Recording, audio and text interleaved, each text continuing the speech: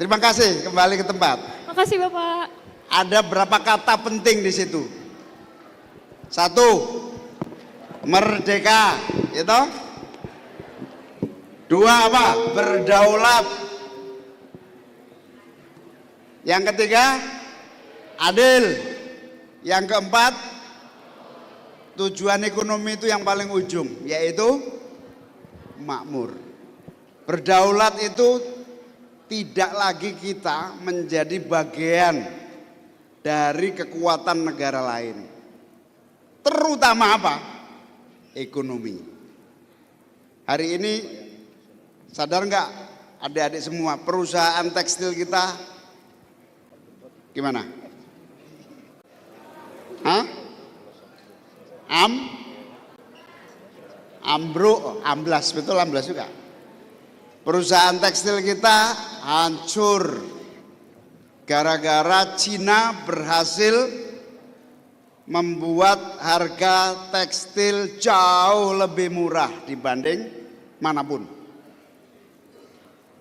Dan bukan itu, ada faktor yang sumber kegoblokan negara. Pengusahanya terus terang, ngomong terus terang. Pengusahanya goblok. Kenapa goblok? Dapat kredit dimainkan, betul. Dapat utang tidak digunakan dengan baik. Akhirnya dipenjara pengusahanya. Belum lagi kebijakan policy. Kebijakan-kebijakan ini juga harus berprinsip kepada merdeka, berdaulat, adil, makmur. Kenapa itu semua terjadi? Karena kebijakan-kebijakan ekonomi kita tidak selalu merujuk kepada dasar fondasi awal berdirinya negara ini. Adik-adik semua, para mahasiswa, para pendiri bangsa ini amat sangat cerdas menyusun konsep bangsa ini, tapi tidak mudah untuk dilaksanakan. Karena itu sebagai mahasiswa Fakultas Ekonomi Bisnis harus belajar dari bawah, membaca realitas, membaca fakta, membaca keadaan. Nanti dari situ kita gabung dengan teori dan ilmu yang kita dapat. Nah, di situ Indonesia butuh ahli-ahli ekonomi yang handal, patriotik, memiliki ideologi dan semangat mengelola ekonomi dan pemerintahan ini dengan baik. Karena itu kita menyaksikan berbagai kekurangan kita, hanya ada satu jalan.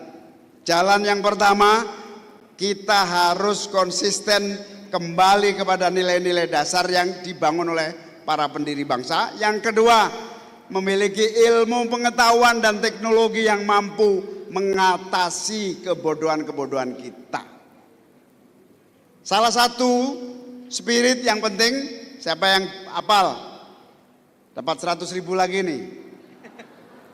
Pasal 33 Undang-Undang Dasar 1945. Siapa yang hafal? Gak ada yang hafal nih. Bumi, air, dan kekayaan alam yang terkandung di dalamnya dikuasai oleh negara dan digunakan sebaik-baiknya untuk kemakmuran rakyat.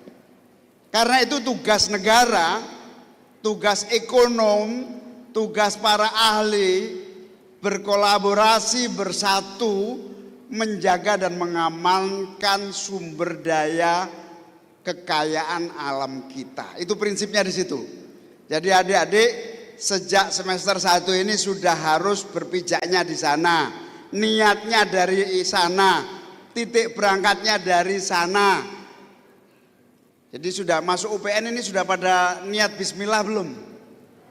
Bismillah, menuntut ilmu, mendapatkan ilmu, diabdikan untuk negara dan kepentingan para pendiri bangsa untuk kemakmuran dan kesejahteraan. Kalau niatnya itu benar, insya Allah Anda akan sukses dan mulia hidupnya dunia akhirat. Nah, disitulah mulainya. Sehingga adik-adik jadi mahasiswa harus ditata niatnya. Nyari ilmu untuk apa? Belajar mendalam untuk apa? Nanti lulus menyiapkan diri seperti apa? Itulah kata kunci persiapan keberdayaan kita. Sebagai pribadi, keberdayaan kita sebagai bagian dari, alhamdulillah, Anda semua orang-orang yang beruntung berkesempatan di perguruan tinggi yang bergengsi, bermutu.